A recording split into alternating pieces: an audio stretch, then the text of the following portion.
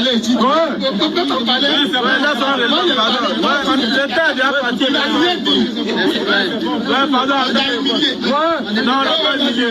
Parlant des langues, vous avez parlé des langues arabes. Est-ce que c'est la langue arabe seulement là il comprend? Surat 30, verset 22. Surat 30, verset 22. Écoute. Et parmi ces signes, parmi les signes, la création des cieux, il y a les cieux et de la terre, il y a la terre et la variété de vos idiomes. L'idiome là c'est quoi? Idiome. Ah d'accord. L'idiome nous ramène au langage. Donc la variété de vos langages. Continue. Et la variété de vos idiomes et de vos couleurs. Et également la variété de nos couleurs. Sont quoi? Il y en a cela de preuves pour les savants. Donc il dit parmi ces signes. Donc la diversité de langues, de couleurs et tout ça, c'est des signes et non des facteurs de supériorité. Donc toutes les langues que tu vois, tous les dialectes que tu vois ont été créés par lui. Il les comprend, il les entend. C'est lui qui a mis ça dans notre bouche.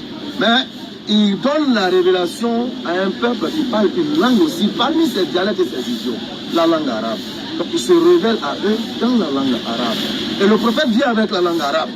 Quand tu crois en ce prophète, tu le suis avec la langue de la révélation, sans modification. Aujourd'hui, le problème que la chrétienté a, c'est vos traductions. Si vous voyez vous frappez chaque jour là, non, il est dans le faux, non, il est dans le vrai, c'est vos traductions là qui créent tous ces bobos là. Si vous aviez gardé la langue originelle que le Christ a reçue, vous n'aurez pas eu trop de problèmes. Et c'est ce que nous on fait. C'est pas qu'Alain ne comprend pas toutes les langues. Quand on finit la sola, c'est-à-dire le culte de l'adoration, dans la langue de la révélation, pour garder toute la puissance de la révélation, de la langue des mots et tout ça, on va maintenant prier. Seigneur, merci pour le garba au poisson chaud que tu m'as donné aujourd'hui. Ça, je le dis en français. Si on comprend français, je le dis dans mon ethnie.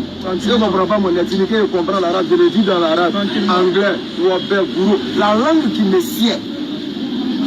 Mais pour le culte de l'adoration, pour garder l'essence de la révélation, pour ne pas arracher au texte révéler son essence là, sa puissance, voilà, sa gloire, sa beauté, sa puissance, on garde ça dans sa langue. Voilà, c'est simple, doyen. Maintenant, si tu veux demander des choses à Dieu comme prière là, dis ça dans la langue que tu veux, il comprend. Donc quand on veut prier comme ça, différence de langue se retrouve. On dit on va prier notre Dieu. Il y a chinois, il y a anglais, il y a guéré, il y a wobé, il y a sénépo. Nous tous là, personne ne comprend la langue de l'autre. On dit on doit adorer Dieu. Mais grâce à la conservation de la langue prophétique, on arrive à prier sans problème. À l'unisson. Maintenant, imagine dans une église où des gens ne comprennent pas le langage. Il y a toutes les langues.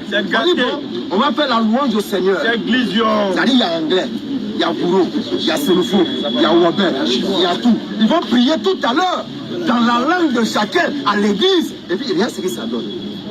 We can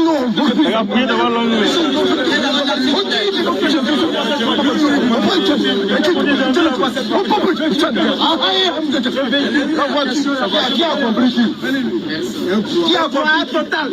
Vacam, l'anarchie totale. Bruit sans son. Dieu était Dieu. Quand on est arrêté, chinois, manka, anglais, quand on dit Allahu Akbar, chinois dit l'anglais dit Allahu Akbar. Le gourou qui ne comprend rien là, il dit Allahu Akbar. Il dit ça aussi.